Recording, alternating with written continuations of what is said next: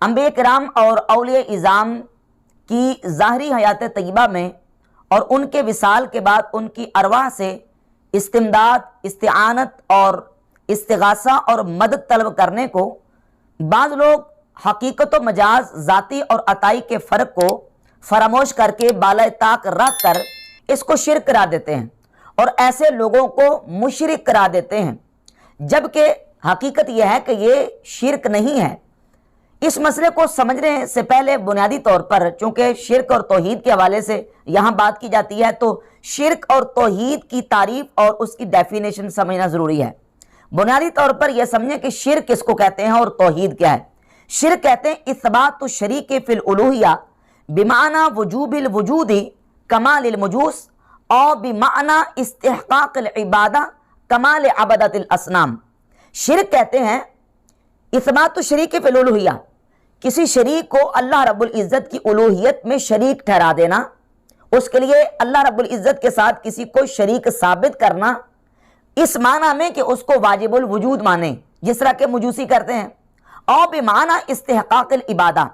या उसको इबादत का मुस्तहिक जानकर अल्लाह रब्बुल इज़्ज़त के साथ इबादत में उसको शरीक ठहराए, जिस तरह के बुतों की पूजा करने वाले बुतों को इबादत के लायक समझते हैं। तो इस एतबार से ये भी शिर्क है। ये शिर्क है कि किसी को अल्लाह रब्बुल इज़्ज़त के साथ उलूहियत में शरीक करना, यानी उसको वाजिबुल वजूद मानना या उसको इबादत के लिए मुस्तहिक उसको मानना, ये शिर्क है। और तौहीद इसके बिल्कुल उल्टा है। तौहीद है इत्क़ादुल वहदानियत, यानी अल्लाह रब्बुल इज़्ज़त की वहदानियत का, यकताई का, तन्हाई का, यकताई का इत्क़ाद रखना। आदमुल मुशारकतिल गैर लहू फिल उलूहिया, यानी उलूहियत में उसके साथ किसी भी शरीक को, किसी गैर को उसका शरीक ना मानना, यह तौहीद है। तो तौहीद और शिर्क का जो कॉन्सेप्ट है और ये तारीफ़ात हैं, इनके वाज़े हो जाने के बाद ये बात वाज़े हो जाती है कि अगर कोई बंदा मुस्लिम मोमिन अल्लाह रब्बुल इज़्ज़त को वहदहू ला शरीक मानने वाला और अल्लाह रब्बुल इज़्ज़त के साथ किसी को वाजिबुल वजूद ना माने और अल्लाह के साथ किसी को इबादत का मुस्तहिक नहीं मानता, वो अगर किसी अल्लाह के बंदे से इस्तिआनत करता है, मदद तलब करता है, तो यकीनन उसको खुदा समझ के नहीं, उसको इलाह या माबूद समझ के नहीं, बल्कि उसको अल्लाह का बंदा समझ के, और ये अकीदा रख के कि अल्लाह रब्बुल इज़्ज़त ने इसको ये ताकत दी है, अल्लाह की दी ताकत से ये मेरी मदद कर सकता है और मेरी इस्तिआनत कर सकता है, ये अकीदा रख के कोई मुसलमान किसी से इस्तिआनत करता है तो ये शिर्क नहीं है। अगर अल्लाह रब्बुल इज़्ज़त के अलावा किसी से भी मुतलकन इस्तिआनत को शिर्क करार दिया जाए, तो फिर कुरान मजीद और अहादीस तय्यबात में जहां इस्तिआनत का अल्लाह के महबूबों से, अल्लाह के बंदों से और अल्लाह रब्बुल इज़्ज़त की मखलूक से इस्तिआनत का जिक्र है, उसको किस तरह जस्टिफाई करेंगे, उसको शिर्क से किस तरह निकालेंगे, उसकी मिसालें मैं इंशाअल्लाह आगे पेश करूंगा। तो सबसे पहले ये बुनियादी तौर पर यह फ़र्क समझना ज़रूरी है, शिर्क की तारीफ और तौहीद की तारीफ, और साथ तमहीदन ये बात भी समझना ज़रूरी है ज़ाती और अताई का फ़र्क, इसनाद हकीकी और इसनाद मजाजी का फ़र्क। एक चीज़ उसकी निस्बत जब अल्लाह रब्बुल इज़्ज़त की तरफ हो तो अल्लाह की तरफ उसकी निस्बत हकीकी और ज़ाती,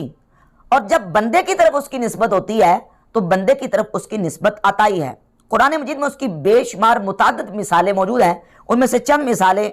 पेश करके इंशाअल्लाह बात आगे चलाते हैं। कुरान मजीद में अल्लाह रब्बुल इज़्ज़त ने सूरत अश-शूरा की आयत नंबर 49 में इरशाद फरमाया, यहबु लिमन यशाउ इनासन व यहबु लिमन यशाउ ज़कूरा। अल्लाह जिसे चाहता है बेटियां अता फरमाता है और जिसे चाहता है बेटे अता फरमाता है। यहाबु, वहाबा यहाबु हिबातन, यानी देना, किसी को अता करना। अब देखो यहाबु फ़िल मुज़ारे यहाँ इस्तेमाल हुआ कि जिसे चाहता है अल्लाह बेटियां अता फरमाता है, जिसे चाहता है अल्लाह बेटे अता फरमाता है। इसी यहाबु से सूरह मरियम की आयत नंबर 19 में वाहिद मुतकल्लिम का सीगा इस्तेमाल हुआ और इस हिबा की निस्बत हज़रत सैयदना जिब्रील अलैहिस्सलाम की तरफ यहाँ मौजूद है। जनाब जिब्रील अलैहिस्सलाम सैयदा मरीम रज़ियल्लाहु ताला अन्हा के पास आए और आके कहा, अना रसूलु रब्बिकी लिअहबा लकी गुलामन ज़किय्या, कि ए मरियम मैं तुम्हारे रब का भेजा हुआ हूँ, तुम्हारे रब का रसूल हूँ, तुम्हारे पास आया हूँ। लिअहबा, वो जो पीछे गुजरा सूरह शूरा में आयत नंबर 49 में यहाबू, और उसी यहाबू से वाहिद मुतकल्लिम का सीगा लिअहबा, ताकि मैं तुम्हें दूं गुलामन ज़किय्या, सुथरा बेटा। دیتا تو بیٹے اور بیٹیاں اللہ دیتا ہے، لیکن جناب جبریل کہتے ہیں میں اس لیے آیا ہوں لِأَهَبَ لَكَ غُلَامًا زَكِيًّا، تاکہ تمہیں ستھرا بیٹا میں دوں، عطا کروں۔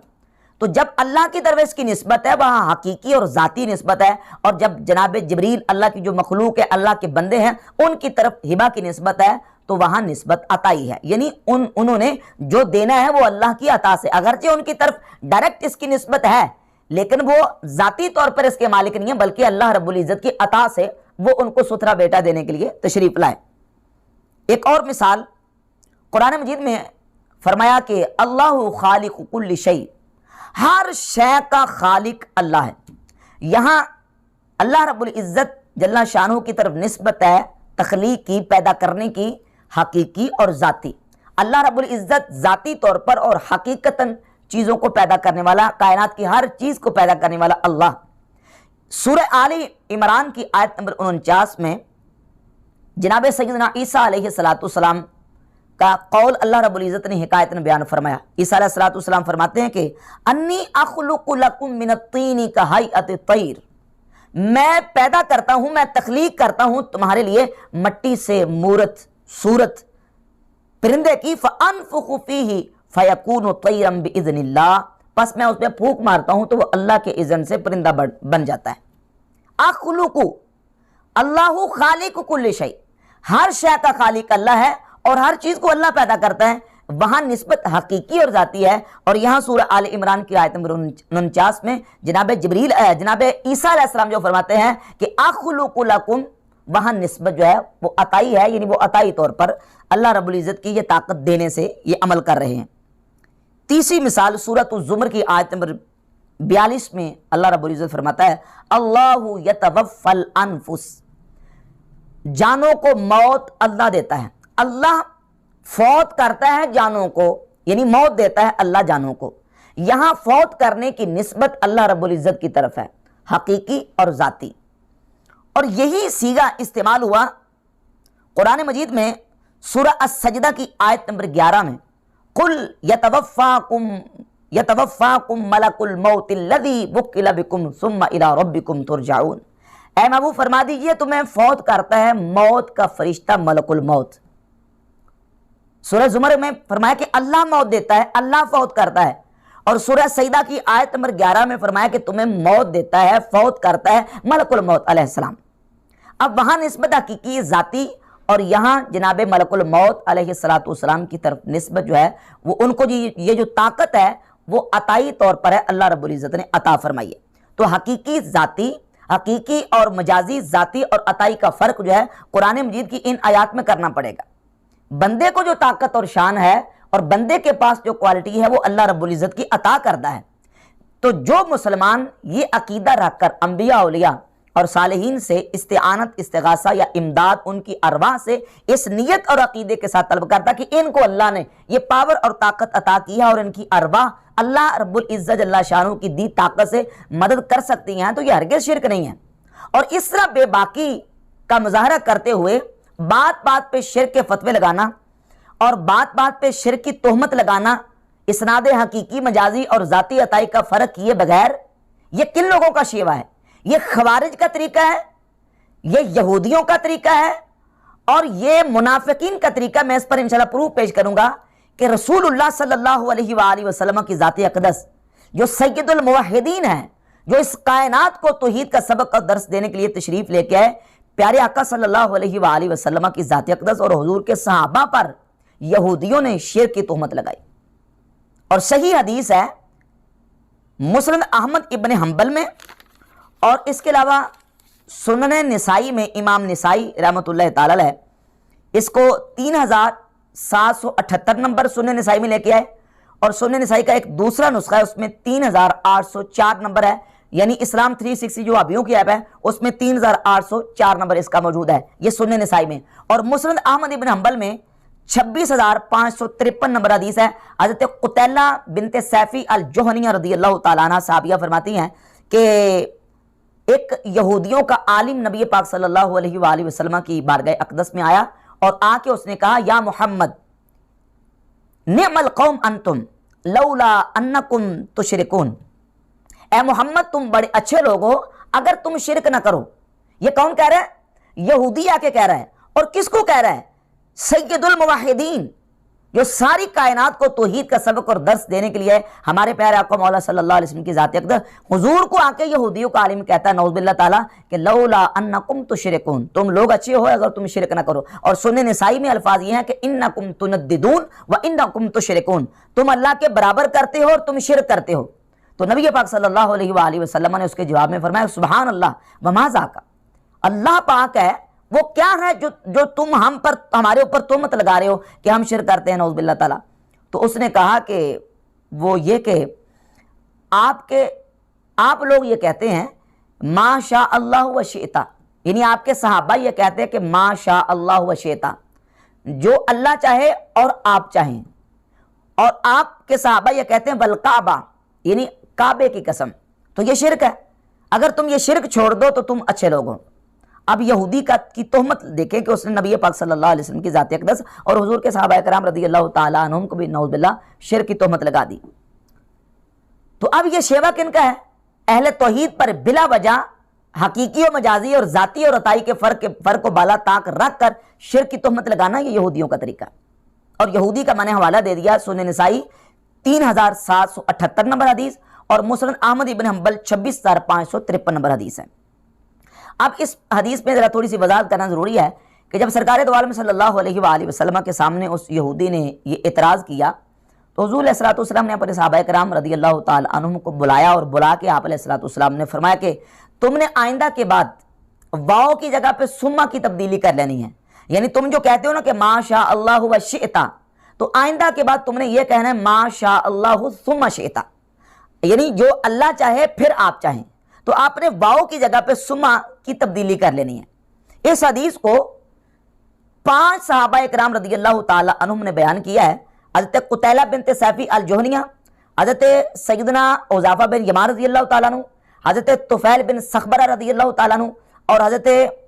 جابر بن سمرہ رضی اللہ تعالیٰ عنہ اور حضرت عبداللہ ابن عباس رضی اللہ تعالیٰ عنہ سے یہ روایت موجود ہے مختلف واقعات کے ساتھ. اس پر انشاءاللہ تفصیلی میں گفتگو کروں گا. اس روایت کے بعض جو ترک ہیں جس میں اجلا بن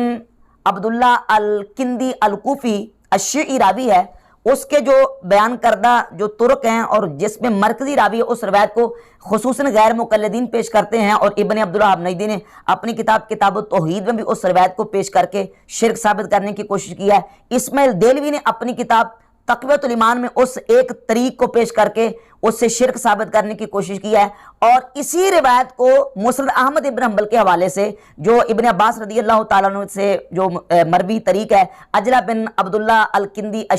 جو الشیعی ہے اس کا جو جس میں وہ مرکزی راوی ہے، اس کو مرزا نے اپنے ریسرچ پیپر نمبر 3 میں جس کا عنوان ہے دعا صرف اللہ ہی سے اس میں پیش کی. انشاءاللہ اس پر میں تفصیلاً گفتگو کروں گا. تو یہاں صرف بتانا مقصود یہ ہے کہ یہ شرک کی تہمت جو لگائی گئی ہے یہ یہودیوں کی طرف سے لگائی گئی. اب کیوں لگائی ہے؟ وہ لگائی ہے انہوں نے حقیقی اور مجازی اور ذاتی اور عطائی کا فرق کیے بغیر. اب سرکار دو عالم صلی اللہ علیہ وآلہ وسلم نے جو حرف کو چینج کرنے کا حکم دیا وہ اس لیے نہیں کہ نعوذ باللہ یہ شرک تھا اور حضور نے کے سامنے پہلے صحابہ کرام شرک کرتے تھے اور نبی علیہ الصلوۃ والسلام نے بعد میں ان کو منع کر دیا کہ تم نے یہ نہیں کرنا کیونکہ یہودیوں کی طرف سے یہ اعتراض آ گیا کہ یہ شرک ہے. ایسی بات نہیں ہے. کیوں؟ اس لیے کہ صحابہ کرام یہ مسلسل کہتے آ رہے تھے اگر نعوذ باللہ اس چیز کو شرک قرار دیا جائے تو پھر اس کا مطلب یہ نکلے گا کہ صحابہ کرام پہلے شرک کرتے تھے اور حضور نے ان کو منع نہیں کیا. سرکار تو آئے ہی توحید سکھانے کے لیے، اور اس کا مطلب یہ نکلے گا کہ یہودیوں کے عالم کے توحید سکھانے سے نبی صلی اللہ علیہ وآلہ وسلم اور حضور کے صحابہ کو توحید کا پتہ چلا. اس سے پہلے تو نعوذ باللہ وہ صحابہ شرک کر رہے تھے علیہ باللہ تعالیٰ. حالانکہ یہ مطلب نہیں ہے، بلکہ بڑے بڑے اجلہ ائمہ محدثین کے حوالہ جات موجود ہیں. امام طحاوی رحمۃ اللہ علیہ نے اپنی کتاب شرح مشکل الآثار میں بھی اسی روایت کو بیان کر کے انہوں نے لکھا یہ پہلے مباح تھا اور بعد میں حضور علیہ الصلوۃ والسلام نے اس کو منع کر دیا. امام نووی رحمۃ اللہ علیہ نے ریاض الصالحین میں پورا چیپٹر اور عنوان اس بات کا قائم کیا ہے کہ ما شاء اللہ و شئتا پہلے کہنا جائز اور بعد مکروہ ہو گیا. یعنی اس کے کراہت کا بیان اس کے شرک کا بیان نہیں کیا. یہ نہیں کہا کہ اس کے شرک کا بیان، یہ کہا کہ اس کے مکروہ ہونے کا بیان. کیوں مکروہ؟ اس لیے کہ نبی پاک صلی اللہ علیہ وآلہ وسلم نے اس لفظ واو کو منع کر دیا اور کہا کہ ما شاء اللہ و شئتا کی جگہ پہ تم نے کہنا ما شاء اللہ ثم شئتا. تو پر انشاءاللہ اس پر پوری تفصیلاً جو ہے نا وہ ڈیٹیل اسی حدیث کے اوپر انشاءاللہ گفتگو کریں گے. تو دوسرا حوالہ جو منافقین کی طرف سے ہے کہ منافقین نے بھی شرک کا فتویٰ لگایا اور شرک کی تہمت لگائی۔ تفسیر کی معتبر اور مستند کتابوں میں یہ واقعہ موجود ہے کہ جب نبی پاک صلی اللہ علیہ وآلہ وسلم نے حکم دیا کہ جس نے میری اطاعت کی اس نے اللہ کی اطاعت کی، اور جس نے میرے ساتھ محبت کی اس نے اللہ کے ساتھ محبت کی، یہ سن کر منافقین نے یہ کہا کہ محمد صلی اللہ علیہ وآلہ وسلم نعوذ باللہ یہ چاہتے ہیں کہ جس طرح عیسائیوں نے عیسیٰ علیہ السلام کو رب اور خدا بنا لیا تھا، ہم بھی ان کو رب اور خدا بنا لیں، نعوذ باللہ تعالی۔ سورۃ النساء کی آیت نمبر 80 کی تفسیر میں امام ابن الجوزی نے اپنی کتاب زاد المسیر میں، یہ تفسیر کی کتاب ہے امام ابن الجوزی کی تفسیر زاد المسیر، اور یہ امام بغوی کی کتاب ہے تفسیر معالم التنزیل، اور اسی طرح امام فخر الدین رازی نے اپنی کتاب تفسیر کبیر میں، اور علامہ علوسی نے تفسیر روح المعانی میں اس واقعے کو ذکر کیا کہ منافقین نے کہا قال بعض المنافقین ما يريد هذا الرجل الا ان نتخذه ربا كما اتخذت النصارى عیسی ابن مریم ربا، یہ محمد نعوذ باللہ یہ چاہتے ہیں کہ ہم ان کو ایسے رب بنا لیں جس طرح کے عیسائیوں نے عیسیٰ علیہ السلام کو رب بنا لیا۔ تو اب اس بات پر منافقین نے رسول اللہ صلی اللہ علیہ وآلہ وسلم کی ذات اقدس پر نعوذ باللہ تعالی شرک کی تہمت لگائی، اور اسی طریقے سے خوارج کا وہ گروہ جنہوں نے مولا علی مرتضی شیر خدا کرم اللہ تعالی وجہ الکریم اور حضرت امیر معاویہ رضی اللہ تعالیٰ عنہ اور حضرت عمر بن عاص رضی اللہ تعالیٰ عنہ کو واقعہ تحکیم کی وجہ سے نعوذ باللہ مشرک کہا، تو وہ بھی وجہ یہ تھی، قرآن مجید کی آیت سورہ یوسف کی پڑھتے تھے کہ ان الحکم الا للہ، اللہ کے علاوہ کسی کا حکم نہیں ہے، لہذا چونکہ معاویہ اور علی نے دونوں نے حاکم مقرر کر کے شرک کیا ہے، لہذا دونوں نعوذ باللہ تعالیٰ مشرک ہو چکے ہیں۔ اور پھر مولا علی کے سامنے یہاں تک کہا کہ اشرکت فی دین اللہ رجال، اے علی تو نے بندوں کو خدا کا شریک بنا کے شرک کیا ہے، لہذا ہم تیری اطاعت نہیں کریں گے۔ البدایہ والنہایہ میں یہ واقعہ موجود ہے، اور امام نسائی نے اپنی کتاب خصائص علی میں روایت نمبر 185 اسی کو بیان کیا، اور امام مسلم رحمۃ اللہ علیہ صحیح مسلم 2468 نمبر حدیث لے کے ہے، جب مولا علی نے ان کی یہ بات سنی تو آپ نے فرمایا کلمۃ حق ارید بہا باطل، کلمہ حق ہے لیکن انہوں نے مطلب اس کا غلط لیا ہے۔ تو یہ ذاتی اور عطائی اور حقیقی اور مجازی کا فرق کیے بغیر اس طرح کی شرک کی تہمت لگانا یہ یہودیوں کا طریقہ، خوارج کا طریقہ اور منافقین کا طریقہ ہے۔ مومن مسلمان جو ہے وہ ہمیشہ ان چیزوں کا فرق کر کے چلتا ہے۔ تو اب ان تمہیدی باتوں سے یہ بات واضح ہو گئی کہ اولیاء اللہ اور انبیاء کرام علیہم الصلوات و تسلیمات کی ظاہری حیات طیبہ میں اور ان کے وصال کے بعد ان کی ارواح سے استعانت اس نیت کے ساتھ اگر کسی کوئی بندہ کرتا ہے تو وہ شرک نہیں ہے، ذاتی عطائی اور حقیقی مجازی کا فرق سامنے رکھ کر۔ اب اس کو شرک ثابت کرنے کے لیے جن چیزوں کا سہارا لیا جاتا ہے اور جن آیات کو پیش کر کے، جن آیات کو پڑھ کے اس کو شرک ثابت کیا جاتا ہے، ان میں سے بالخصوص جو آیات طیبہ سورۃ الفاتحہ کی ایاک نعبد و ایاک نستعین، کہتے ہیں یہ قرآن میں تو واضح لکھا ہوا ہے کہ یا اللہ ہم تیری ہی عبادت کرتے ہیں اور ہم تجھ ہی سے مدد طلب کرتے ہیں۔ تو چونکہ اللہ رب العزت کے علاوہ کسی اور سے مدد طلب کرنا اور استعانت کرنا شرک ہے، لہذا جو ہے وہ انبیاء اولیاء سے استعانت اور امداد شرک ہے۔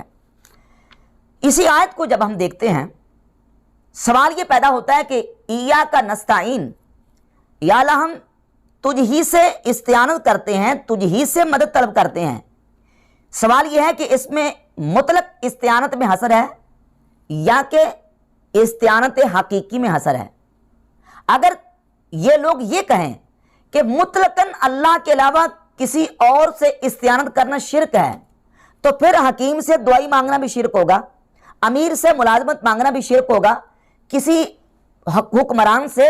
دنیاوی مدد مانگنا بھی شرک ہوگا، کیونکہ یہاں مطلقاً ہر قسم کی استعانت جو ہے وہ اللہ رب العزت سے، اللہ کے علاوہ مطلقاً کسی سے استعانت کرنا جو ہے وہ اس کو شرک قرار دیا جا رہا ہے۔ تو ظاہر ہے پھر وہ کسی بھی قسم کی استعانت ہوگی، وہ زندہ سے استعانت ہو تب بھی شرک ہے، فوت ہونے والے سے استعانت ہو تب بھی شرک ہے، وہ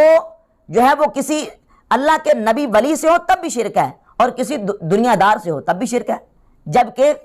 قرآن مجید فرقان حمید کی آیات اور نبی پاک صلی اللہ علیہ وآلہ وسلم کی احادیث طیبات کو اٹھا کر دیکھ لیں، یہ مطلب جو ہے وہ ہرگز قرآن اور حدیث اس کی اجازت نہیں دیتا، بلکہ خود نبی پاک صلی اللہ علیہ وآلہ وسلم سے جو روایات اور احادیث ثابت ہیں، بالخصوص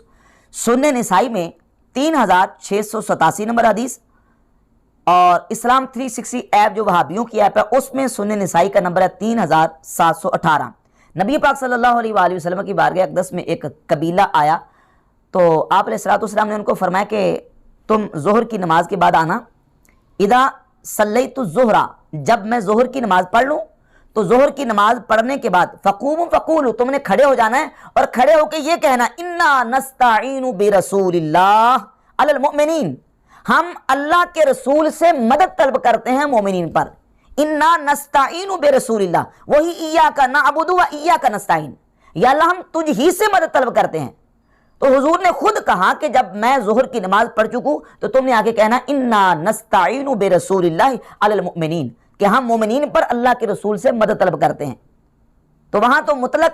اگر مراد لیا جائے استعانت کو کہ مطلقاً استعانت اللہ کے علاوہ کسی سے کرنا شرک ہے، تو نعوذ باللہ تعالیٰ کیا اللہ کے نبی علیہ الصلوۃ والسلام شرک کی دعوت دے رہے ہیں؟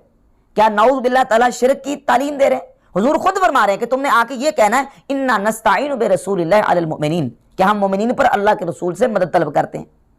اور اس کے علاوہ نبی پاک صلی اللہ علیہ وآلہ وسلم کی ذات اقدس کی بارگاہ اقدس میں حضرت سیدنا ربیعہ اسلمی رضی اللہ تعالیٰ عنہ جب حاضر تھے، صحیح مسلم میں 1094 نمبر حدیث ہے، اور سنن ابی داؤد میں 1320 نمبر، اور مسند احمد ابن حنبل میں 16589 اور 16578 نمبر حدیث ہے کہ حضور علیہ الصلوۃ والسلام کی بارگاہ اقدس میں جب حضرت ربیعہ اسلمی نے حضور کو وضو کروایا تو آپ علیہ الصلوۃ والسلام نے ان سے کیا فرمایا؟ آپ نے فرمایا سل ربیعہ، اور سنن ابی داؤد میں اور مسند احمد ابن حنبل میں اور معجم الکبیر طبرانی میں لفظ یہ ہیں سلنی ربیعہ، مانگو مجھ سے، آتیتو کا، مسند احمد ابن حنبل ہے، آتیتو کا، مجھ سے مانگو میں تمہیں عطا کروں گا۔ یہ نہیں کہا اللہ سے مانگو، کہا سلنی آتیتو کا، مجھ سے مانگو میں تمہیں عطا کروں گا۔ تو حضرت ربیعہ رضی اللہ تعالیٰ عنہ نے حضور علیہ الصلوۃ والسلام کی بارگاہ اقدس میں کس چیز کا سوال کیا؟ اس چیز کا جو چیز ما فوق الاسباب ہے، یعنی بظاہر ایسی چیز نہیں ہے کہ جو اسباب کے تحت کسی کو دی جا سکے، یعنی اس طرح نہیں کہ کوئی جیب میں پیسے تھے انہوں نے پیسے مانگ لیے اور آپ صلی اللہ علیہ وآلہ وسلم وہ درو دینار ان کو عطا کر دیے، یعنی وہ چیز مانگی جو ما فوق الاسباب ہے، جو بظاہر انسان کے ہاتھ میں اسباب کے تحت نہیں ہوتی۔ وہ کیا مانگا؟ اسألک مرافقتک فی الجنہ، حضور میں آپ سے مانگتا ہوں کہ آپ مجھے اپنا جنت میں پڑوس عطا فرما دیں۔ حضور نے یہ بھی فرمایا کہ مجھ سے مانگو میں تمہیں عطا کروں گا، اور صحابی نے کہا کہ اسألک، میں آپ سے مانگتا ہوں۔ تو یہاں دونوں طرف حضور نے مانگنے کا حکم بھی دیا اور صحابی نے مانگا بھی، یہ شرک سے کیسے نکلے گا؟ اور یہ ہے بھی ما فوق الاسباب، ما تحت الاسباب نہیں۔ تو نبی پاک صلی اللہ علیہ وآلہ وسلم کی ان احادیث طیبات سے بھی پتہ چلتا ہے کہ جب کوئی بندہ اللہ کے بندے سے مانگتا سوال کرتا ہے اور یہ عقیدہ رکھے کہ یہ اللہ کی عطا سے دے رہا ہے تو یقیناً شرک نہیں ہے، یہ توحید کے منافی نہیں ہے۔ اور وہ واقعہ سورۃ النمل میں جو حضرت آصف بن برقیہ کا سورۃ النمل کی آیت نمبر 40 میں موجود ہے کہ سلیمان علیہ الصلوۃ والسلام نے جب ملکہ بلقیس کا تخت منگوایا تو یہ تخت بھی آصف بن برقیہ ما فوق الاسباب لے کے آئے۔ ملک سبا میں تخت پڑا تھا، قال الذی عنده علم من الکتاب انا آتیک بہ قبل ان یرتد الیک طرفک، کہا کہ اس شخص نے کہا جس کے پاس کتاب کا علم تھا کہ میں آپ کی بارگاہ میں ملکہ بلقیس کا تخت لے کے آؤں گا آپ کی آنکھ جھپکنے سے پہلے، آنکھ جھپکنے سے پہلے۔ اور سنن الکبریٰ بیہقی میں امام بیہقی رحمۃ اللہ علیہ حضرت عبداللہ بن عباس رضی اللہ تعالیٰ عنہ سے لے کے آئے کہ یہ تخت لانے والا آصف بن برقیہ حضرت سلیمان علیہ الصلوۃ والسلام کا کاتب اور منشی تھا، آصف بن برقیہ۔ تو آصف بن برقیہ ملک سبا سے ایک آنکھ جھپکنے سے پہلے تخت سلیمان علیہ الصلوۃ والسلام کی بارگاہ میں حاضر کر رہے ہیں۔ سوال یہ پیدا تھا یہ کس طاقت سے کر رہے ہیں، یہ کون سی طاقت تھی؟ آج اس قدر ترقی یافتہ دور میں، ٹیکنالوجی کے دور میں، آج تک ایسی ابھی تک کوئی ٹیکنالوجی نہیں ہے کہ جو دیوار کے باہر سے کوئی چیز پڑی ہو، ایک آنکھ جھپکنے سے پہلے وہ دیوار سے اندر مکان یا کمرے میں کوئی لے آئے، آج تک ایسی کوئی ٹیکنالوجی نہیں ہے۔ لیکن ہزاروں سال پہلے آصف بن برقیہ نے اللہ رب العزت کی دی ہوئی طاقت سے ملک سبا سے وہ تخت سلیمان علیہ الصلوۃ والسلام کی بارگاہ میں پیش کر دیا۔ کس طاقت سے؟ روحانی طاقت سے۔ اور روح جو ہے وہ انسان کی نہیں مرتی، یعنی انسان کی جو موت ہے، ڈیتھ ہے، وہ کیا ہے؟ روح کا جسم سے نکل جانا، روح کا جسم سے نکلنا یہ موت ہے۔ تو روح جسم سے نکلنے کے بعد بھی مرتی نہیں ہے۔ اب آصف بن برقیہ جو لے کے آئے ہیں تخت، وہ جسمانی طاقت سے کہ روحانی طاقت سے؟ یقیناً روحانی طاقت سے، وہ تو وہیں بیٹھے ہیں، لیکن روحانی طاقت سے سلیمان علیہ الصلوۃ والسلام کی بارگاہ میں اس تخت کو آصف بن برقیہ نے پیش کر دیا۔ تو روحانی طاقت زندگی میں بھی، اور روحانی طاقت زندگی کی یعنی انسان کی دنیاوی زندگی کے بعد برزخ میں تو روحانی طاقت اور زیادہ ہو جاتی ہے۔ بلکہ حضور سیدنا غوث پاک شیخ عبد القادر جیلانی رحمۃ اللہ تعالی علیہ مومن کی روحانی طاقت کا ذکر کرتے ہوئے اپنی کتاب فتوح الغیب شریف، یہ فتوح الغیب حضور غوث پاک سرکار رحمۃ اللہ تعالی علیہ کی وہ کتاب ہے کہ جس کتاب کے اوپر تمام مکاتب فکر کا اتفاق ہے۔ اہل سنت کا کم کہلانے والے دیوبندی ہوں یا وہ وابی غیر مقلد ہوں یا اہل سنت و جماعت بریلوی ہوں، تمام مانتے ہیں کہ یہ فتوح الغیب شریف حضور غوث پاک سرکار رحمۃ اللہ کی کتاب ہے۔ اس کتاب میں غوث پاک سرکار رحمۃ اللہ صفحہ نمبر 35 پر اور صفحہ نمبر 65 پر اور صفحہ نمبر 73 پر بندے مومن کی شان اور طاقت کا ذکر کرتے ہوئے فرماتے ہیں کہ جس وقت بندہ موت سے پہلے مر جاتا ہے، یعنی موت سے پہلے اپنے آپ کو اپنے نفس کو مار دیتا ہے، تو اللہ رب العزت جل شانہ اسے صفت تکوین عطا فرماتا ہے۔ اب وہ تکوین کی صفت، وہ صفت تکوین جو اللہ رب العزت نے بندہ مومن کو جنت میں عطا کرنی ہے، اس صفت تکوین کا ذکر کرتے مرزا محمد علی انجینئر نے اس سے یہ استدلال کیا ہے کہ وہ جو اللہ تعالیٰ صفت تکوین جنت میں بندہ مومن کو عطا کرے گا تو یعنی اس کے کہنے سے چیز ہو جائے گی، تو وہ کہتا جی اللہ تعالیٰ بندے کو جنت میں منی گاڈ بنا دے گا۔ ہم کہتے ہیں منی گاڈ اللہ رب العزت کے علاوہ کوئی بھی خدا نہیں ہو سکتا، نہ چھوٹا نہ بڑا نہ درمیانہ، یہ سری شرک ہے، یہ کفر ہے، کیونکہ اللہ رب العزت جل شانہ کی ذات کے علاوہ کوئی خدا نہیں ہے، صرف اللہ ہی خدا ہے۔ اور مرزا جو ہے اس شرک کا ارتکاب کر رہے ہیں، کہتا ہے کہ جنت میں اللہ تعالیٰ بندوں کو منی گاڈ بنائے گا، منی گاڈ نہیں بنائے گا، ہاں بندوں کو اللہ رب العزت جل شانہ یہ طاقت اور شان عطا کرے گا۔ حضور غوث پاک سرکار رحمۃ اللہ فرماتے ہیں کہ جس وقت بندہ مومن مرنے سے پہلے اپنے آپ کو اپنے نفس کو مار دیتا ہے، ثم یرد علیک التکوین، صفحہ نمبر 35 پر مقالہ نمبر ہے 16، فرماتے ہیں پھر تکوین تیری طرف لوٹائی جائے گی اور پھر تو اس مقام پر آ جائے گا کہ اللہ رب العزت اپنی بعض کتب میں فرماتا ہے یبنا آدم انا اللہ الذی لا الہ الا انا، اے ابن آدم میرے علاوہ کوئی عبادت کے لائق نہیں، انا اقول للشیء کن فیکون، میں کسی شے کو کہتا ہوں ہو جا تو وہ ہو جاتی ہے، اطعنی اجعل کا تقول للشیء کن فیکون، تو میری اطاعت کر میں تجھے بھی بنا دوں گا، تو کن کہے گا تو تیرے کہنے سے ہو جائے گی۔ غوث پاک سرکار رحمۃ اللہ فرماتے ہیں جو اللہ رب العزت نے بندہ مومن کو شان جنت میں عطا کرنی ہے، جب بندہ مرنے سے پہلے مر جاتا ہے تو وہ اللہ رب العزت جل شانہ دنیا میں بندے کو وہ طاقت اور شان عطا کرتا ہے۔ یہ مقالہ نمبر ہے جی 40 صفحہ نمبر 65، آپ فرماتے ہیں کہ وَيُرَدُّ إِلَيْكَ التَّكْوِينُ وَخَرْقُ الْعَادَاتِ، پھر تکوین تیری طرف لوٹائی جائے گی اور خار کے عادات چیزیں تیری طرف لوٹائی جائیں گی، الَّتِي هِيَ مِن قَبِيلِ الْقُدْرَةِ، جو قدرت کے قبیل سے ہیں، طاقت کے قبیل سے ہیں، الَّتِي تَكُونُ لِلْمُؤْمِنِينَ فِي الْجَنَّةِ، وہ شان جو مومن کو جنت میں اللہ نے عطا کرنی ہے وہ تجھے دنیا میں عطا کرے گا۔ فَتَكُونُ فِي هَذِهِ الْحَالَةِ كَأَنَّكَ أُحْيِيتَ بَعْدَ الْمَوْتِ فِي الْآخِرَةِ، گویا کہ تو اس حالت میں ہو گیا کہ تو فوت ہونے کے بعد دوبارہ اٹھایا گیا، یعنی اپنے نفس کو مار دے تو اس حالت میں ہو جائے گا جیسے کہ تو فوت ہونے کے بعد دوبارہ اٹھایا گیا، اور دوبارہ اٹھائے جانے کے بعد جو صفت تکوین اللہ نے مومن کو جنت میں عطا کرنی ہے، فرماتے ہیں کہ اپنے نفس کو مارنے والے کو اللہ رب العزت دنیا میں ہی یہ صفت تکوین عطا فرما دیتا ہے۔ یہ غوث پاک سرکار رحمۃ اللہ کا مقالہ نمبر 40 ہے اور صفحہ نمبر 65، اور یہی عبارت ملتی جلتی صفحہ نمبر 73 پر بھی موجود ہے۔ تو آصف بن برقیہ ملکہ بلقیس کا تخت کس طاقت سے لے کے؟ روحانی طاقت کے ساتھ۔ تو روح مومن کی دنیا میں بھی زندگی کی حالت میں اور وفات کے بعد بھی مومن کی روح زندہ ہے، اور جو تصرف زندگی میں کر سکتی ہے وہ روح مومن کی موت کے بعد، فوت ہونے کے بعد بھی کر سکتی ہے۔ اب اس نیت کے ساتھ کوئی اگر استعانت کرتا ہے تو یقیناً یہ شرک نہیں ہے، یہ توحید کے منافی نہیں ہے۔ نبی پاک صلی اللہ علیہ وآلہ وسلم نے فرمایا کل قیامت کا دن ہوگا، صحیح بخاری 1475 نمبر حدیث ہے، آپ دیکھیے فرماتے ہیں کل جب ساری مخلوق خدا جمع ہوگی، فَبَيْنَهُمْ كَذَلِكَ اسْتَغَاثُوا بِآدَمَ، ساری مخلوق جمع ہو کے آدم علیہ السلام سے آ کے فریاد کرے گی اپنے چھٹکارے کے لیے، اپنی خلاصی کے لیے۔ استغاثوا، استغاثہ، یستغیثوا، استغاثہ، ایک ہوتا ہے استعانت، ایک ہوتا ہے استغاثہ۔ استغاثہ اور استعانت دونوں میں فرق یہ ہے، استغاثہ اس وقت ہوتا ہے جس وقت انسان مشکل میں، مصیبت میں، پریشانی میں ہو تو پریشانی کے وقت کسی سے، مصیبت کے وقت کسی سے مدد طلب کرے اور کسی کو پکارے فریاد کے لیے، اس کو استغاثہ کہا جاتا ہے۔ ثم استغاثوا ثم بموسیٰ، استغاثوا بآدم ثم بموسیٰ، سب سے پہلے وہ مخلوق خدا آدم علیہ السلام سے آ کے فریاد کرے گی، مدد طلب کرے گی، پھر موسیٰ علیہ السلام سے آ کے طلب کرے گی، ثم بمحمد صلی اللہ علیہ وآلہ وسلم، پھر ساری مخلوق خدا آ کے، یعنی ساری انسانیت نبی پاک صلی اللہ علیہ وآلہ وسلم سے استعانت اور مدد طلب کرے گی۔ اور وہ قیامت کا دن وہ ہوگا الامر یومئذ للہ، جس دن امر اللہ رب العزت کے ہاتھ میں ہوگا۔ اللہ کے ہاتھ میں طاقت، قوت، تصرف، کافر بھی مانیں گے کہ اللہ رب العزت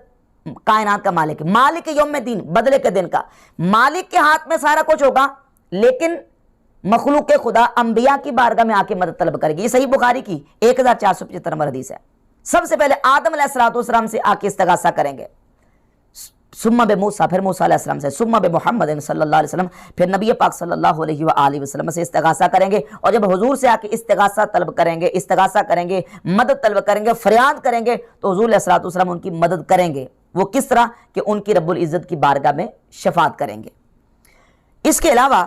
متعدد احادیث موجود ہیں جس میں نبی پاک صلی اللہ علیہ وآلہ وسلم کے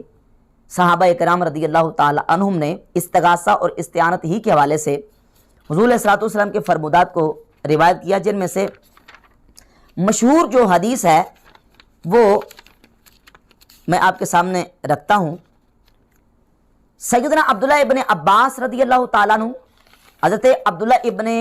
مسعود رضی اللہ تعالیٰ عنہ اور حضرت عتبہ بن غزوان رضی اللہ تعالیٰ عنہ اور ابان بن صالح سے مرسل مصنف ابن ابی شیبہ میں یہ روایت موجود ہے۔ اس پر ائمہ محدثین کی آراء، ان کے معمولات اور ان کا عمل کیا ہے، یہ تفصیلاً انشاءاللہ اس پر گفتگو کریں گے۔ وہ حدیث یہ ہے، اس کا خلاصہ اور مضمون یہ ہے، یہ حدیث سیدنا عبداللہ ابن عباس سے مرفوعاً بھی موقوفاً بھی، اور حضرت عبداللہ بن مسعود سے اور عتبہ بن غزوان سے یہ متعدد کتب حدیث میں موجود ہے۔ سب سے پہلے سیدنا عبداللہ ابن عباس رضی اللہ تعالیٰ عنہ سے جو حدیث ہے اور حضرت عبداللہ ابن مسعود سے جو حدیث ہے، اس کا خلاصہ یہ ہے کہ جب تم کسی سفر میں ہو اور کسی سفر میں تمہاری سواری گم ہو جائے اور وہاں تمہارا کوئی مددگار اور انیس موجود نہ ہو، تو نبی پاک صلی اللہ علیہ وآلہ وسلم نے فرمایا کہ پھر تم اس موقع پر یہ کہو، یا عباد اللہ اعینونی اغیثونی یا عباد اللہ، اے اللہ کے بندوں میری مدد کرو، اے اللہ کے بندوں میری فریاد کو پہنچو، احبسو، اے اللہ کے بندوں میری سواری کو روکو۔ فرمایا اللہ کے وہاں ایسے بندے ہوں گے جو تمہاری مدد کریں گے، جو تمہاری سواری کو روک دیں گے۔ یہ حدیث سیدنا عبداللہ ابن عباس رضی اللہ تعالیٰ عنہ سے مصنف ابن ابی شیبہ میں 30,339 نمبر، یہ میرے پاس موجود ہے، المصنف، جلد نمبر اس کی 15 ہے اور صفحہ نمبر 345، 30,339 نمبر حدیث ہے مصنف ابن ابی شیبہ میں، اور امام بہقی کی کتاب شعب الایمان کی جلد نمبر 1 صفحہ نمبر 183 پر رقم نمبر ہے 167، حضرت عبداللہ بن عباس رضی اللہ تعالیٰ سے۔ اور یہی حدیث یہ مسند بزار ہے، امام بزار المتوفا 292 ہجری اپنی کتاب مسند بزار جلد نمبر 5 صفحہ نمبر 423 پر مرفوعاً حضرت عبداللہ ابن عباس رضی اللہ تعالیٰ بیان کرتے ہیں کہ نبی پاک صلی اللہ علیہ وآلہ وسلم نے فرمایا، ان للہ ملائکۃ فی الارض سوی الحفظۃ، کہ اللہ رب العزت کے کچھ زمین میں ایسے فرشتے ہیں، یکتبون ما سقط من ورق الشجر، کہ درختوں کے جو پتے گرتے ہیں ان کو وہ لکھتے ہیں، فاذا اصاب احدکم ارجۃ بارض فلاۃ فلینادی، جب تمہیں ایسی جگہ پہ کوئی مشکل پیش آ جائے، فلینادی، تو پس وہ پکارے، وہ ندا دے، کیا ندا دے؟ ینادی اعینونی عباد اللہ، اعینونی عباد اللہ، اے اللہ کے بندوں میری مدد کرو، اے اللہ کے بندوں میری مدد کرو۔ یہ حدیث مسند بزار میں، اور یہ المعجم الکبیر للطبرانی ہے، امام ابو القاسم سلیمان بن احمد طبرانی کی، اس کی جلد نمبر 7 صفحہ نمبر 48 اور روایت کا نمبر ہے 13,737، حضرت عبداللہ ابن مسعود رضی اللہ تعالیٰ کی حدیث۔ وہ یہی فرماتے ہیں کہ نبی پاک علیہ السلام نے فرمایا یہ حدیث ہے حضرت عتبہ بن غزوان سے، حضرت عبداللہ بن مسعود سے ایک دوسری سند کے ساتھ المعجم الکبیر للطبرانی میں ہی دوسری موجود ہے روایت، یہ اس کی جلد نمبر ہے 5 اور صفحہ نمبر ہے 153، یہی حدیث حضرت عبداللہ بن مسعود سے المعجم الکبیر طبرانی میں، اور اس کا نمبر ہے 10,367، اور عتبہ بن غزوان سے اس کا نمبر ہے 13,737۔ کہ نبی پاک صلی اللہ علیہ وآلہ وسلم نے فرمایا اذا اضل احدکم شیئا او اراد احدکم عونا، جب تمہاری کوئی چیز گم ہو جائے یا تم کسی سے مدد کا ارادہ رکھتے ہو، وَهُوَ بِأَرْضٍ لَيْسَ بِهَا أَنِيسٌ، اور تم ایسی جگہ پہ ہو کہ وہاں کوئی تمہارا انیس اور مددگار نہ ہو، فَلْيَقُلْ، تو پس چاہیے کہ وہ بندہ یہ کہے یا عباد اللہ اغیثونی، یا عباد اللہ اغیثونی، اے اللہ کے بندوں میری فریاد کو پہنچو، اے اللہ کے بندوں میری فریاد کو پہنچو، فَإِنَّ لِلَّهِ عِبَادًا لَا نَرَاهُمْ، فرمایا کہ ایسی زمین پر اللہ کے ایسے بندے ہوتے ہیں مدد کرنے کے لیے جن کو ہم دیکھتے نہیں ہیں، تو ایسے تم نے کہنا ہے اے اللہ کے بندوں میری مدد کرو، اے اللہ کے بندوں میری فریاد کو پہنچو۔ امام طبرانی 13737 نمبر حدیث کو بیان کرنے کے بعد لکھتے ہیں وَقَدْ جُرِّبَ ذَلِكَ، اس حدیث کے مطابق تجربہ کیا گیا ہے کہ جب ایسی حالت میں ایسے وقت پر کوئی ایسی مشکل پیش آئی ہے تو اللہ کے بندوں کو جب پکارا ہے تو اللہ رب العزت نے مشکل کو حل فرما دیا۔ اب نبی پاک علیہ الصلوۃ والسلام نے یہ جو فرمایا ہے، نعوذ باللہ کیا حضور نے شرک کی تعلیم دیا؟ کیا نعوذ باللہ تعالیٰ حضور کے صحابہ شرک کو آگے روایت کرتے رہے؟ کیا نعوذ باللہ تعالیٰ نبی پاک علیہ الصلوۃ والسلام نے اپنی امت کو شرک کی دعوت دی؟ علیہ باللہ تعالیٰ حضرت عبداللہ بن عباس راوی، عتبہ بن غزوان راوی، عبداللہ بن مسعود رضی اللہ تعالیٰ راوی اور ابان بن صالح سے یہی مصنف ابن ابی شیبہ ہے، اور اس کی جلد نمبر 15 اور صفحہ نمبر 385 پہ روایت کا نمبر ہے 30,438۔ یہ متعدد مرفوع، موقوف اور مرسل روایات موجود ہیں۔ اچھا، یہ تو ہے روایات، اور ان کی تخریج میں آپ کے سامنے کچھ حوالے پیش کرتا ہوں۔ یہ جو عتبہ بن غزوان سے میں نے المعجم الکبیر طبرانی سے روایت پیش کی ہے، جلد نمبر 7 صفحہ نمبر 48، اس کا رقم نمبر ہے 13,737۔ یہی حدیث مسلم بازار میں جلد 6 صفحہ 33 اور 34 پر موجود ہے، اور مجمع الزوائد میں جلد نمبر 10 صفحہ نمبر 188 پہ، اور روایت کا نمبر ہے 17,103۔ اور حضرت سیدنا عبداللہ بن مسعود رضی اللہ تعالیٰ سے بھی ایک روایت موجود ہے جو کہ مسند ابی یعلا میں 5,266 نمبر، مجمع الزوائد میں 17,105 نمبر، اور امام ابن السنی کی عمل الیوم واللیلہ میں روایت کا نمبر ہے 508۔ یہ روایات جو نا وہ صحابہ اکرام سے مروی ہیں۔ امام حیثمی نے اسی روایت کو حضرت عبداللہ بن عباس رضی اللہ عنہ سے بیان کیا اور لکھا رجالہ ثقات، اس کے رجال ثقہ راویوں سے موجود ہے۔ یہ ہمارے پاس جو نسخہ موجود ہے حضرت عبداللہ بن عباس سے مرفوعاً جو روایت موجود ہے، اس کے محقق سید عمران نے اس کے نیچے لکھا کہ حسن، یعنی اس کی سند حسن ہے۔ اور اس کے علاوہ امام سخاوی رحمۃ اللہ علیہ نے اپنی کتاب الابتہاج فی اذکار المسافر والحاج میں اس حدیث کو حسن لکھا، اور اسی حدیث کو ابن تیمیہ نے اپنی کتاب الکلم الطیب، یہ غیر مقلدین کے امام و پیشوا ابن تیمیہ اپنی کتاب الکلم الطیب کے صفحہ نمبر 98 پر روایت نمبر 177 لے کے اس کو ذکر کیا۔ اور اس کے علاوہ اس حدیث کو ائمہ محدثین میں سے امام محدث علی قاری رحمۃ اللہ تعالی مکی، انہوں نے حرز السمین شرح حسن حسین، امام جزری رحمۃ اللہ کی کتاب ہے حسن الحسین جو اذکار اور وظائف پر کتاب ہے۔ پہلے تو یہ کہ امام جزری اپنی کتاب حسن الحسین کے مقدمے میں لکھتے ہیں کہ میں نے اپنی اس کتاب کو حسن حسین کو صحیح احادیث سے تخریج کیا ہے۔ امام جزری اسی حدیث کو اپنی کتاب حسن حسین میں لے کے آئے، ان کے نزدیک یہ حدیث کم از کم صحیح یا حسن ہے۔ اور اسی اذکار کی کتاب حسن حسین کی شرح لکھی ہے محدث امام علی قاری رحمۃ اللہ علیہ نے، حرز السمین شرح حسن الحسین، اور اس کتاب کی شرح میں انہوں نے اس حدیث کو حسن قرار دیا۔ اس کے علاوہ ایک زبردست بہت بڑا حوالہ اسی حدیث کی صحت کے حوالے سے امام احمد بن حنبل رحمۃ اللہ علیہ کا، یہ کتاب ہے مسائل احمد ابن حنبل۔ امام احمد بن حنبل رحمۃ اللہ کے بیٹے عبداللہ نے ان کو جمع کیا ہے، اس میں جلد نمبر 2 ہے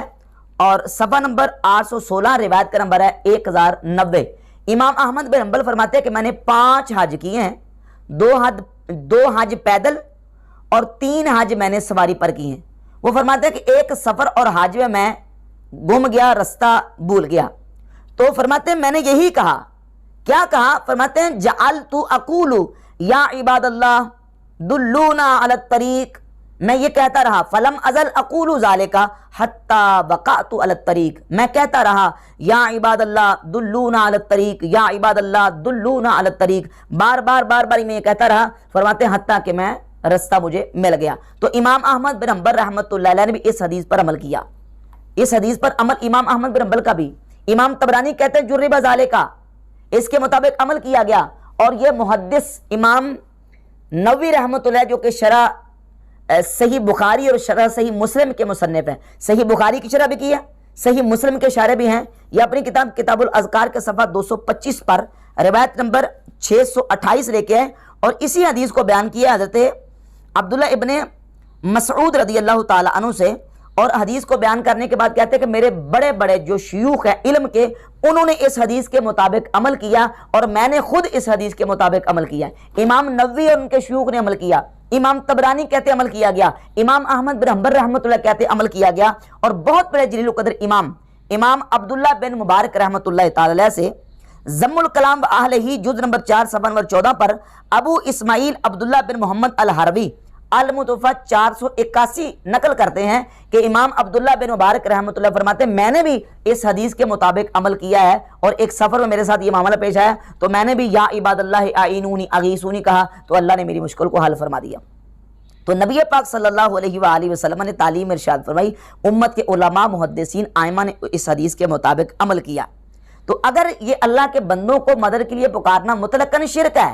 تو پھر یہ ائمہ محدثین پر کیا فتویٰ لگاؤ گے؟ نعوذ باللہ امام احمد بن حنبل دلونی علی الطریق، یہ اللہ کے بندوں کو یا عباد اللہ کہہ کے پکار کے مشرک ہو گئے۔ امام عبداللہ بن مبارک مشرک ہو گئے، امام نووی رحمۃ اللہ صاحب کتاب الاذکار مشرک ہو گئے، امام طبرانی رحمۃ اللہ اپنی کتاب المعجم الکبیر طبرانی میں لکھتے ہیں جرب ذالکا، اس حدیث کے مطابق عمل کیا گیا۔ کیا نعوذ باللہ تعالی یہ سارے ائمہ محدثین مشرک ہو گئے؟ تو نبی پاک صلی اللہ علیہ وآلہ وسلم کے صحابہ کرام رضی اللہ تعالی عنہم بھی اور امت کے ائمہ نے بھی اس طرح اللہ کے بندوں کو پکارنا اور ان سے استغاثہ اور استعانت جو ہے ان سے اس کا ثبوت ملتا ہے۔ بالخصوص اس سلسلے میں کوئی 3-4 روایات میں اور پیش کروں گا جس سے یہ بات بالکل بحمد تعالی واضح ہو جائے گی کہ اللہ کے بندوں کو پکارنا یا ندا دینا مطلقاً یہ بالکل ہرگز شرک نہیں ہے۔ اس کی وجہ یہ ہے کہ اللہ رب العزت کی مدد کا مظہر سمجھ کے ان کو اگر پکارا جائے تو یہ شرک نہیں ہے۔ سیدنا عمر فاروق رضی اللہ تعالیٰ کے دور خلافت میں جو ایک واقعہ پیش آیا کہ حضرت عمر رضی اللہ تعالیٰ عنہ نے اپنے ایک لشکر ملک نہامد کی طرف جنگ پہ بھیجا تھا۔ مشہور واقعہ ہے کہ جب کفار نے اس لشکر پر حملہ کیا تو حضرت عمر رضی اللہ تعالیٰ عنہ مسجد نبوی شریف میں ممبر پہ بیٹھے ہوئے خطبہ دیتے ہوئے آپ نے فرمایا اے ساریہ پہاڑ کی طرف ہو جاؤ۔ حضرت عمر مدینہ شریف میں بیٹھے ہیں اور ندا دے رہے ہیں، پکار رہے ہیں مقام نہاون میں لڑنے والے لشکر کو، اے ساریہ پہاڑ کی طرف ہو جاؤ۔ تو حضرت عمر رضی اللہ تعالیٰ عنہ نے مدینہ شریف بیٹھ کے اتنے دور لشکر جو غیب میں پکارا ہے تو کیا یہ پکارنا شرک ہے؟ اور اس کا حوالہ سن لیں، یہ روایت امام بہقی رحمۃ اللہ علیہ نے یا ساریہ جبل والی، امام بہقی نے اپنی کتاب دلائل النبوہ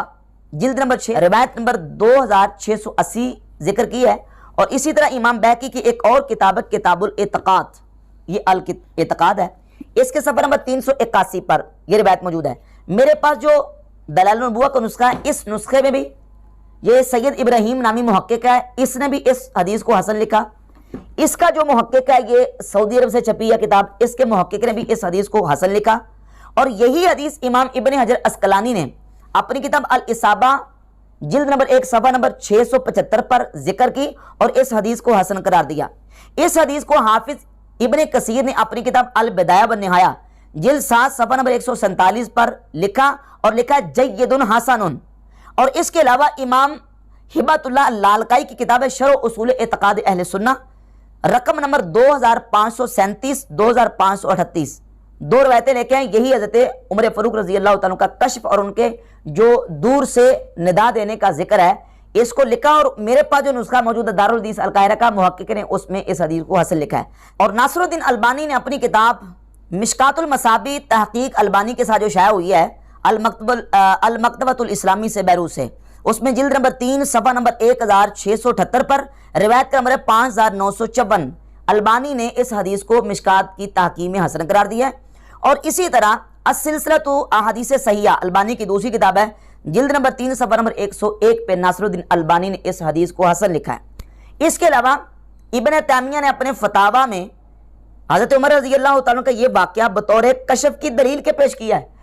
اور مدارج السالکین میں ابن قیم الجوزیہ نے اس واقعے کو کشف کی دلیل کے طور پر پیش کیا ہے۔ اب اس پر مرزا جیلمی کی طرف سے اعتراض یہ ہے، اور یہ اعتراض اس کی طرف سے کیا ہونا ہے، بلکہ مرزا جیلمی کا یہ اعتراض وہابی مولوی زبیر علی زئی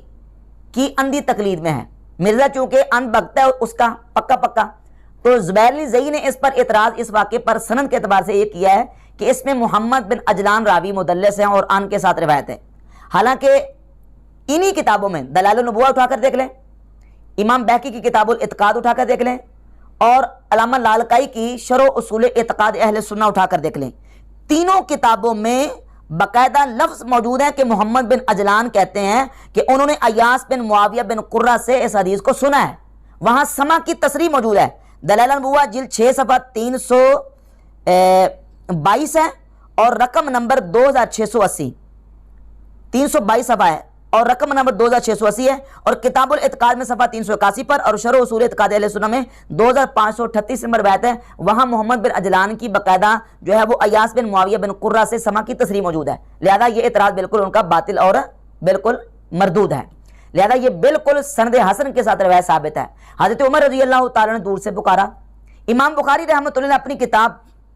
الادب المفرد میں اس حدیث کو لے کے آئے ہیں کہ سیدنا عمر فاروق حضرت عبداللہ بن عمر رضی اللہ تعالیٰ کا پاؤں سن ہو گیا، تو جب ان کا پاؤں سن ہوا، امام بخاری نے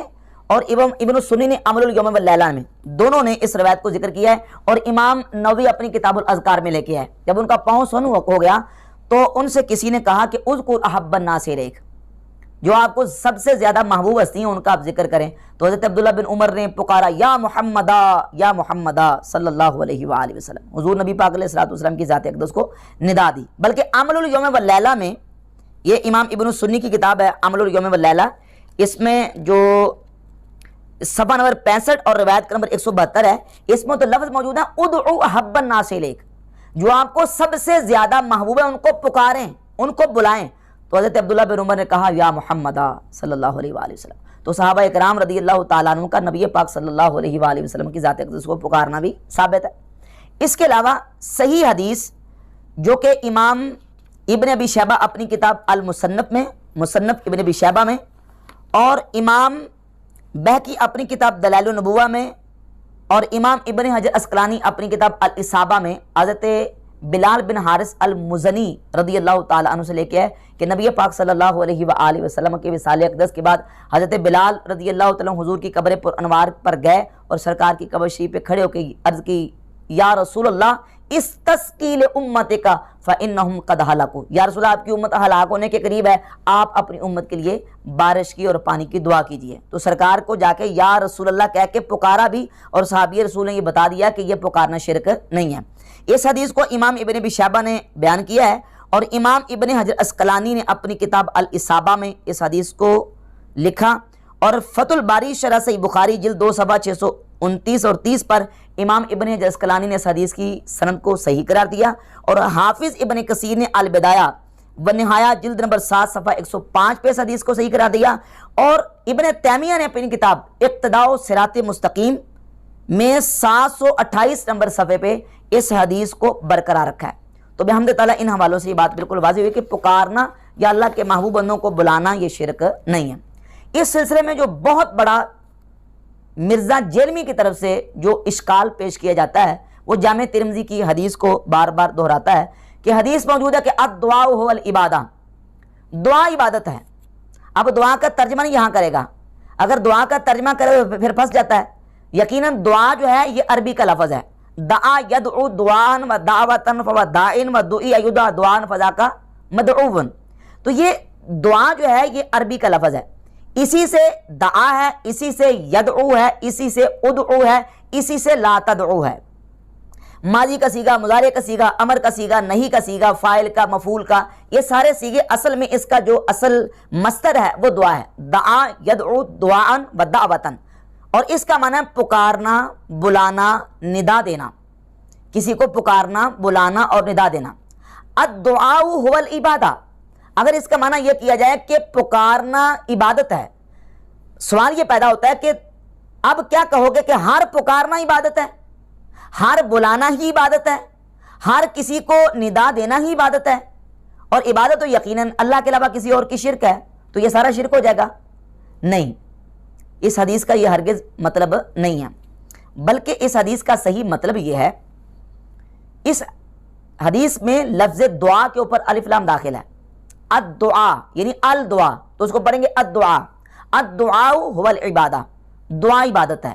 اب سوال یہ پیدا ہوتا ہے کہ الدعا کے اوپر الف لام کون سا ہے؟ الف لام استغراقی ہے، الف لام جنسی ہے، الف لام عہدی ہے، عہد خارجی، عہد ذہنی، عہد حضوری، کون سا الف لام ہے؟ کیونکہ الف لام کی متعدد قسمیں ہیں۔ اگر الف لام کو استغراقی کرا دے، معنی یہ بنے گا کہ ہر قسم کا پکارنا یہ عبادت ہے، تو یہ معنی جو ہے وہ بالبداہت باطل ہے۔ کیوں؟ اس لیے قرآن مجید کی آیات موجود ہیں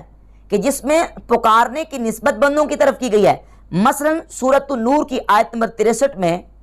اللہ رب العزت نے فرمایا لا تجعلوا دعاء الرسول بینکم کدعاء بعضکم بعضا، کہ رسول کے پکارنے کو اپنے درمیان اس طرح نہ سمجھ لو جس طرح تمہارا ایک دوسرے کو پکارنا۔ اس کی ایک تفسیر یہ ہے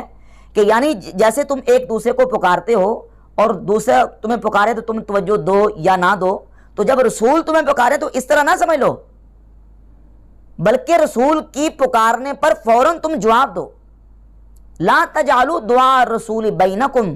یعنی رسول کے پکارنے کو اپنے درمیان اس طرح نہ بنا لو کا دعاء بعضکم بعضا، جس طرح کہ تمہارا ایک دوسرے کو پکارنا، اس طرح نہ بنا لو۔ ایک تفسیر یہ ہے، اور دوسری تفسیر یہ ہے کہ رسول کو تم اس طرح نہ پکارو جس طرح تم ایک دوسرے کو پکارتے ہو، بلکہ رسول کو تم تعظیم کے القابات کے ساتھ پکارو، یعنی یا رسول اللہ یا نبی اللہ کہہ کے۔ بہر صورت دونوں تفسیروں کے مطابق یہاں دعا جو ہے یا تو رسول کا پکارنا ہوگا یا رسول کو پکارنا ہوگا، یعنی دعا رسول کا معنی یہ ہوگا کہ رسول کو پکارنا یا رسول کا پکارنا، دونوں معنی کے اعتبار سے یہاں دعا جو ہے پکارنا وہ پایا جا رہا ہے۔ تو کیا یہ پکارنا عبادت ہے؟ کیا یہ پکارنا شرک ہے؟ کیا یہ دعا شرک ہے؟ کیونکہ لفظ دعا کا موجود ہے۔ اسی طریقے سے سورہ آل عمران کی آیت نمبر 153 میں ہے، اللہ رب العزت فرماتا ہے کہ جب جنگ احد میں بعض صحابہ کرام رضی اللہ تعالیٰ عنہم مشرکین اور کافروں کے جو نا وہ حملے سے وہ ان کے پاؤں اکھڑ گئے اور وہ دائیں بائیں نکل گئے، تو اللہ فرماتا ہے والرسول یدعوکم فی اخراکم، اور رسول تمہیں تمہارے دوسرے گروہ میں پکار رہے تھے۔ یدعوکم، وہی دعا یدعو دعاً و دعوتاً، پکارنا، رسول تمہیں پکار رہے تھے۔ تو کیا یہاں پکارنا نعوذ باللہ عبادت والا پکارنا ہے؟ نہیں، بلکہ یہاں بلانا، پکارنا، ندا دینا ہے۔ اسی طرح قرآن مجید میں اللہ رب العزت نے ابراہیم علیہ السلام کو جب فرمایا، وہ واقعہ اس کا ذکر کیا ہے کہ آپ پرندوں کو لے لیں اور پرندوں کو لے کر ان کو آپس میں ان کو اپنی طرف سدا لیں اور پھر ان کو ذبح کریں اور ان کو کیما کر کے ٹکڑے جو نا وہ پہاڑوں پہ پھینک دیں، اور پھر فرمایا کہ ثم ادعوہن یاتینک سعیا، سورۃ البقرہ آیت نمبر 260، ثم ادعوہن یاتینک سعیا، پھر ان کو بلاؤ، پکارو، یاتینک سعیا، یہ دوڑے ہوئے تمہاری طرف آ جائیں گے۔ یہاں ادعو صیغہ ہے جس سے لا تدعو نہیں بنتی ہے۔ قرآن مجید میں جو آتا ہے کہ ولا تدعو مع اللہ الہا آخر، کہ اللہ کے ساتھ کسی اور کو نہ پکارو، نہ بلاؤ، یعنی اس کی عبادت نہ کرو، کیونکہ دعا یدعو، دعان جو ہے یہ یدعونا اے یعبدونا کے معنی میں آتا ہے۔ تفسیر طبری میں امام طبری رحمۃ اللہ علیہ نے سورہ فاطر کی آیت نمبر 40 میں تدعونا کا معنی کیا اے تعبدونا، اور دیگر اور مقامات بھی تدعونا تعبدونا کے معنی میں آتا ہے۔ جہاں آتا ہے کہ اللہ کے علاوہ کسی کو مت پکارو، معنی یہ ہے کہ کسی کی عبادت نہ کرو، مطلقاً پکارنا مراد نہیں ہے۔ تو الدعاء هو العبادہ کا معنی یہ ہے کہ دعاء اللہ هو العبادہ، یعنی اللہ رب العزت سے دعا کرنا عبادت ہے، نہ کہ مطلقاً پکارنا عبادت ہے، نہ کہ مطلقاً کسی کو ندا دینا یا کسی کو طلب کرنا عبادت ہے۔ اگر مطلقاً طلب کرنا یا پکارنا یا دعوت دینا اس کو عبادت قرار دے کے شرک کرا دیا جائے، تو قرآن مجید میں جہاں اللہ کے رسول صلی اللہ علیہ وسلم کی طرف دعا کی نسبت ہے، مومنین کی طرف دعا کی نسبت ہے، حضرت ابراہیم علیہ السلام کو حکم دیا جا رہا ہے ثم ادعوہن، یہ دعا سے ہے، یعنی دعا سے امر کا صیغہ ادعو ہے، اور اسی سے نہیں لا تدعو ہے کہ ثم ادعوہن یاتینک سعیا، پھر پکارو ان کو، وہ دوڑے ہوئے تمہاری طرف آئیں گے۔ تو یہاں تو پکارنے کا حکم دیا جا رہا ہے، والرسول یدعوکم فی اخراکم، اور رسول تمہیں دوسرے گروہ میں پکار رہے تھے۔ لا تجعلوا دعاء الرسول بینکم کدعاء بعضکم بعضا، سورہ نور آیت نمبر 63 ہے کہ رسول کے پکارنے کو آپ آپس میں اس طرح نہ بنا لو جس طرح کہ تمہارا ایک دوسرے کو پکارنا۔ تو یہ بحمد تعالیٰ دلائل سے یہ بات واضح ہوتی ہے کہ الدعاء هو العبادہ کا معنی یہ ہے دعاء اللہ هو العبادہ، کہ جب بندہ مومن اللہ سے دعا کرتا ہے تو مومن کا اللہ سے دعا کرنا عبادت ہے۔ کیوں؟ اس لیے کہ جب اللہ رب العزت سے دعا کرتا ہے، اللہ کو اپنا معبود سمجھ کر، اپنا الہ سمجھ کر اور اپنا خالق اور مالک سمجھ کے اس کو پکارتا ہے اور اس کی بارگاہ میں دعا کرتا ہے، تو یہ دعا کرنا عبادت ہے۔ مطلقاً کسی کو پکارنا یا کسی کو بلانا یا ندا دینا یہ